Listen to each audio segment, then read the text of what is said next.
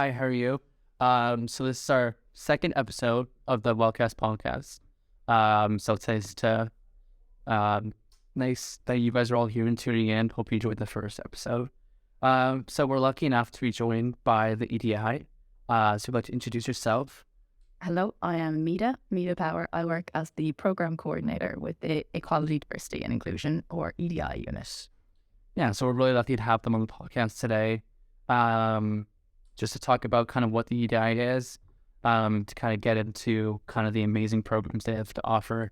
I've obviously been in contact with them throughout the year being the welfare officer, but I would say since my first year, I've always heard about the EDI, whether it's watch intervention or other programs you guys have started. So I think it'd be a good time to kind of talk about what the EDI is and kind of what the program does at school, or RCSI specifically. Yes, so our unit was set up in 2017. At the time, the initiative really driving the setup of the unit was Athena Swan. So Athena Swan is kind of a national accreditation system to recognise higher education institutions' progress to date and their action planning for gender equality. And one is much more intersectional. So looking at things like ethnicity and disability and gender diversity and how important that all is for, I suppose, to really realise EDI in higher education institution. So we achieved our Athena Swan grant level in 2018, and we, I suppose, have been growing as a unit since. So we're a unit of 4. There is Liz Hughes, who's our manager, Aluchi Porter, who manages Athena Swan and who supports different departments to achieve Athena Swan awards. We have Jenny Duffy, who is our events and communications officer, and then myself, program coordinator. So I guess the role of the EDLer, I suppose the best way to explain it to you is we've kind of 3 overarching aims. So we have we educate staff and students about EDI issues and EDI principles.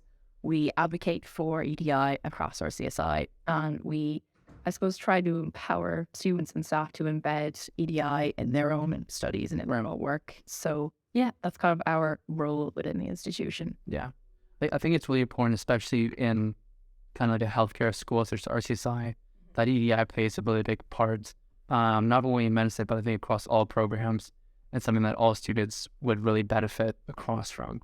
And that kind of brings me to the next point, like, I guess, how important is it that students from medicine, pharmacy, and physio be involved in EDI in one way or another? And is there, like, I guess, what's the importance of that and how important would that be?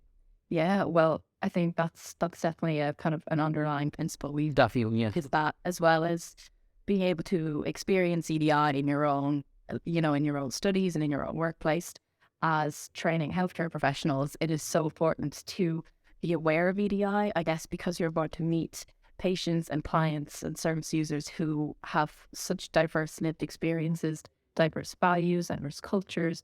And I suppose to be aware of the importance of respecting that and being aware also of the kind of the biases that people can experience in healthcare, and the more you can be aware of EDI and more aware of respecting diversity, the better service you can provide to all patients.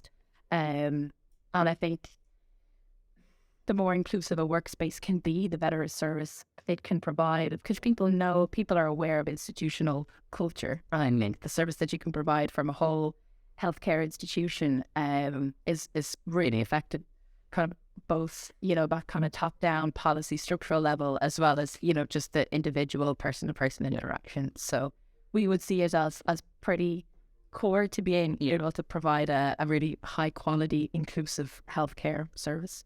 And I do think, especially at RCSI, when you have students from so many different countries, right, I think all those principles really factor in.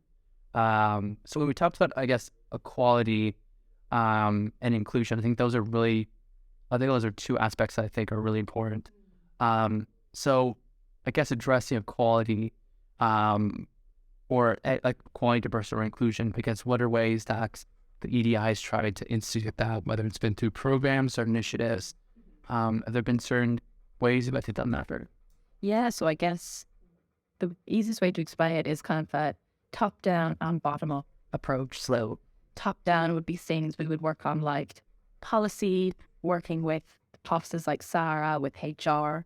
It could be reporting, like Speak Out. You might have seen the campaign that's on there. Things like research. And then the bottom-up approach then is more around campaigns and events, collaborating with students and societies. Yep. And I suppose the Athena Swarm, that would be a really important, again, kind of that top-down level of working cross-institutional to see where equality can be embedded. So I think that the dual, you have to have both. You can't just have system. You can't just have, that individual level. You need both to really realize EDI in an institution. Right.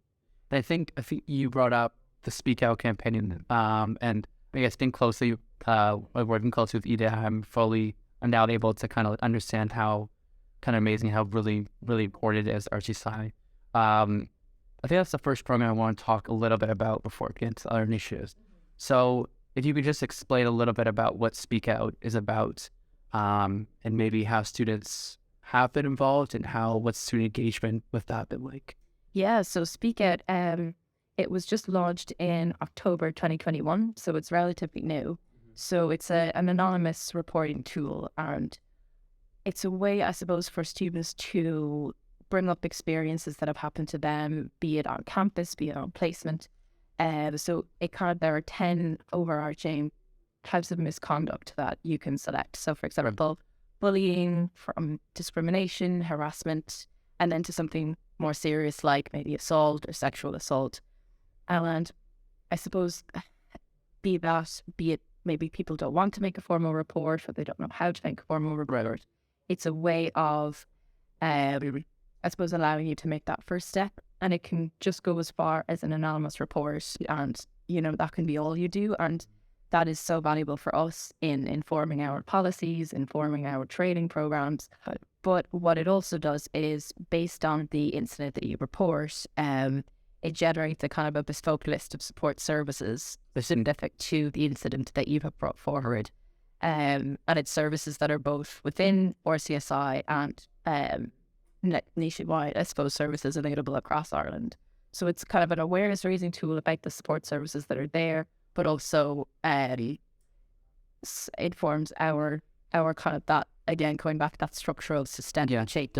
So it's all, the more that students feel empowered to speak up and to be part of informing what we know is happening, but we don't have, the more evidence we have, the more I suppose, the stronger justification that we have for the work that we do in EDI. And if someone was to reach out through the Speak Out campaign, is that, do they talk to someone live, or is it a form they kind of fill out, and then from there, next steps will be taken, type of thing? Or? Yeah, no, it's a really good question. So it's an online tool. So it's rcsi.speakany.ie, but the easiest way to find it is probably through the EDI Instagram page, or if you look up on Instagram, hashtag RCSI Speaks Out. Okay. Each post there will have a link to the RCSI specific Speak Out site. So it's an online tool, and it's all kind of multiple choice questions. So there's no free text boxes, because that ensures that it's anonymous. Right. It takes maybe kind of, depending on how much information you want to give, it can take maybe between 3, 5, 10 minutes, I guess, to fill out. And so we just have a kind of an online dashboard. So there's no, unfortunately, the nature of anonymous reporting means to have to follow up. But I suppose what has been found across the universities that implement anonymous reporting tools is it's often a first step, and it can be therapeutic even to just fill out an anonymous reporting tool, and then it might kind of empower students to come forward, be that to their class rep, be that to Sarah to make a formal report, be that to Compass and the student welfare officers, let's say. And so it's kind of, it's trying to raise awareness that there are multiple channels to bring forward an issue, and sometimes an anonymous report is the first step of that process. I do think it's a really interesting program that's here, because it's almost giving you guidance as to kind of here's what happened, where do I go from here? Because I feel like a lot of times you'll encounter something. Most commonly, what I've heard is on rotation. That if you encounter something, you don't really know where to go, and you don't really know is this something that is a problem, or And I think that is a really cool way, or a really good way to kind of project that and kind of seek help that way. So I guess the next thing I want to bring up is kind of like, so you've been around since 2017, is that correct? Yeah. So I guess till now, what have you kind of noticed, or what roadblocks have you kind of encountered as EDI has developed through RCSI? It's a great question. Obviously, there's still one answer, but it's almost like, I find a lot of times like Compass was last week, and I found that great programs at the EDI. However, for them, it was kind of like not really knowing what Compass was, and kind of students didn't really know what to come to them. Almost, is that kind of a similar thing that you would find with EDI, or is it more student engagement, you would say? Yes, I think visibility of the EDI unit is definitely one of our biggest challenges. Yeah. For example, we had our annual EDI students survey 2 weeks ago, and we were trying everything we could in terms of online, and it got to a point where it was offering donuts at lunchtime just to encourage students to fill in the report or then survey. And I think the survey is such a powerful tool to let us know if students are aware of reporting channels, if they're aware of reasonable accommodations, if they have any sort of disability. And it's a way to understand where students would like our focus to be. Right. Do students want us to focus on trans rights, on race equality? So the more awareness that students have of the EDI unit, the more we can provide a service that meets their needs and their expectations. Yes. And also just students' ideas and experience, as you said, there's so much diversity. It's an incredible place to be. But now you can stand in 26 York Street and hear so many different languages, as you walk past. It's amazing. And it's just, I suppose, it's wanting students to be aware that something like EDI exists in order to then be a service that they can avail of and collaborate with. I'm trying to think of other barriers or roadblocks. I guess sometimes there might be apprehension or a fear of anything's wrong. Mm-hmm. So, for example, that's something we've heard around, trans rights and, pronouns, and what if I say the wrong thing, and Right. or, race equality, what's the right terminology here. And what we try to kind of say is we're not asking anybody to be an expert, none of us, it's Let's be aware. Yeah, exactly. It's constantly changing, it's constantly evolving. And it's important to stay educated, as you said, in order to be, the best kind of worker, colleague, healthcare professional you can be. But it's also, people make mistakes, and that's okay, but it's about learning, and it's about being an active ally and leveraging what, sometimes your privilege, be that white privilege, be that socioeconomic privilege, to make sure EDI principles are kind of embedded into CSIs. And I would add on to that saying, I think there's so many really good programs like that with the EDI. One of them, or two of them, I would like to bring up because I've just heard nonstop about it. And I really, really would encourage anyone listening to really try their best to just see this for you. The first one we just talked about it was like the TD training program, the TD training sessions that we've had. And then we'll get into bystander intervention. But in particular, I think these two, for me, because I've experienced it personally, was just one of those things that you don't realize is offered at the school until you've heard about it from friends. And to me, it's just an amazing opportunity that we offer. So if you could talk to me a little bit about how students would be involved in opportunities like that, and a little about the program or those opportunities, if you could. Yeah, of course. Happy to. So yeah, Jenny is as the kind of events training coordinator, events and comms communicator. events and community that. She would kind of oversee all the trainings that are offered to students and staff. But every year we would offer, so we have TEN, which is the Transgender Equality Network Ireland. We have, so we have kind of Trans 101, it's called, kind of training. We have race equality training, autism awareness, and also the Dublin Rape Crisis Centre come in every year and they teach disclosure training. So about if a peer, if a classmate, if a friend discloses an experience of sexual violence to you, what's the best way you can respond to support them? And we do, they're fantastic trainings, having attended them myself. And they're, it's experts from these organizations that will run the training programs. Right. But we do often struggle to fill them, and we do have to do a lot of promo and a lot of kind of reaching out and reaching out in order to fill the spaces. So I suppose it's, I'm delighted to use this as well as a platform to definitely raise students' awareness about the trainings that are offered. And again, going back to, for you in your personal life, but also for you as a healthcare professional, these experiences like disclosure of sexual violence or trans equality, they all feed into, I suppose, your professional development too. Well, to anyone watching, I would highly, highly, highly recommend it. So if I was a student who wanted to get involved, let's say in any of those programs that you mentioned, what would be my first step towards doing that, or being more involved with the EDI? Yes, so I guess if you wanted to look to training, we, I guess, unfortunately only have capacity to run, so we do kind of one training session for students and staff every year. But I suppose to keep an eye on those that are the training sessions that are upcoming, the best way to do it is probably Instagram. So we are at RCSI_EDI. That recalls them all the time. And so Instagram is where we would update about any upcoming initiatives. Okay. So the best way to get in touch with us is if you have a question or anything you want to ask EDI related is the EDI inbox. So we are equality@rcsi.ie is our email. And you can also get in contact through email. So we issue a newsletter once every quarter. So that has everything from upcoming trainings, upcoming campaigns, events, spotlighting EDI champions and RCSI.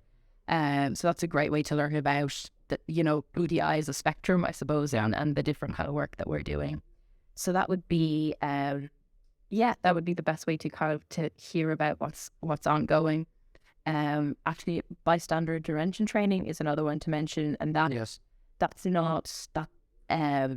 isn't facilitated, but it's an online program. So we have 30 free student places available in RCSI. So bystander intervention is all around empowering people to speak up and step in to prevent an incident of sexual violence or to address an ongoing incident of sexual violence if it's safe to do so.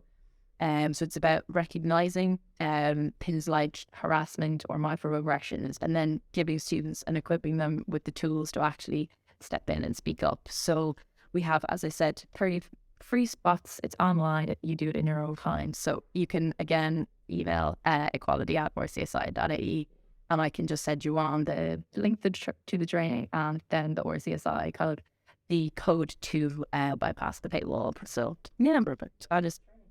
I'll definitely also relay that onto our socials as well to promote that even more. But yeah, I guess that's almost wraps up our episode. But I just want to close it off by kind of thank you so much again. For students listening, the EDI is one of these things at our side that you don't know how amazing it is until you fully understand all they have to offer. So I definitely would recommend giving them a follow and participate in what we have to offer, because I do think the amount you learn, you could read it all in a textbook and everything, but it kind of handles these real life situations that in each program you're definitely getting encounter one way or another, unfortunately.